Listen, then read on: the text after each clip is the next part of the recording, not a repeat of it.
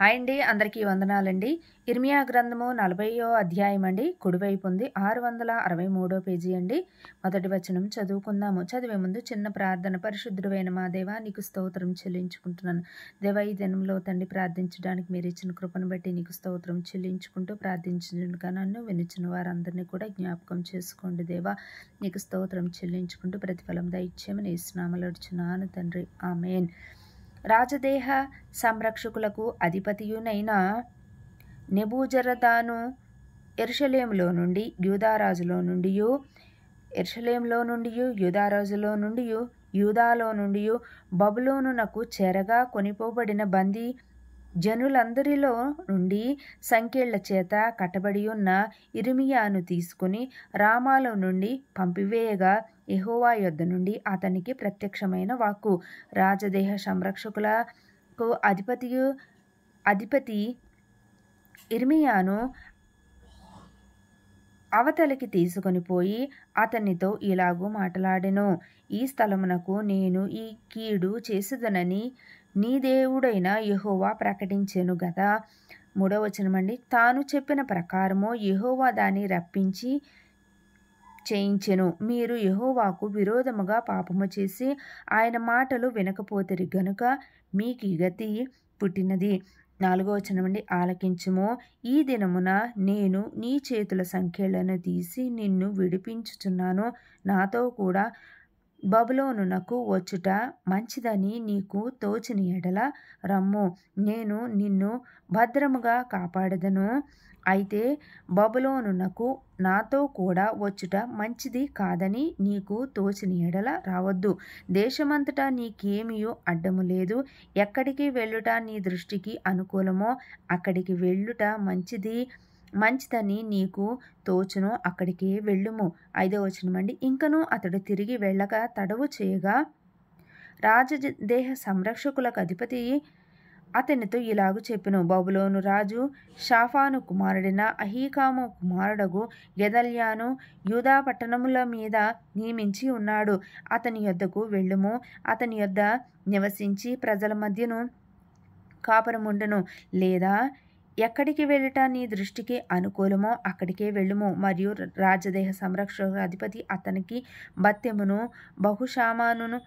బహుమానము ఇచ్చి అతని సాగనంపగా ఇర్మియా మిస్పాలో నుండు అహీకాము కుమారుడైన గెదల్యా యొద్దకు వెళ్ళి అతనితో కూడా దేశంలో మిగిలిన ప్రజల మధ్య కాపురముండెను.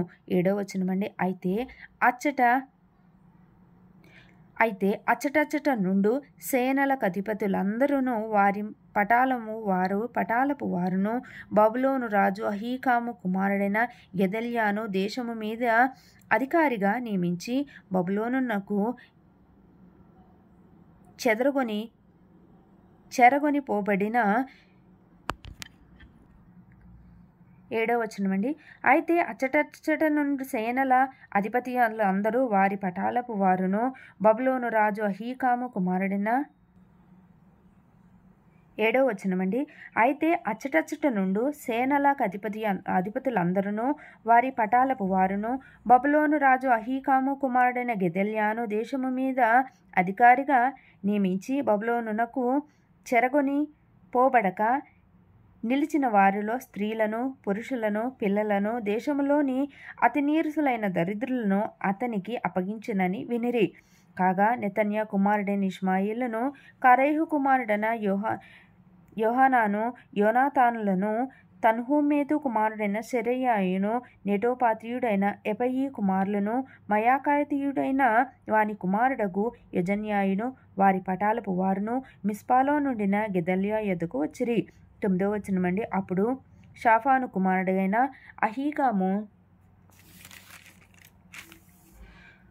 అహీకాము కుమారుడకు గెదల్యా ప్రమాణము చేసి వారితోనూ వారి పటాలపు వారితోనూ ఇలాగూ చెప్పెను. మీరు కల్దీయులను సేవించుటకు భయపడకుడి. దేశములో కాపురముండి బబులోను రాజును సేవించిన యెడల మీకు మేలు కలుగును. 10వ వచనమండి.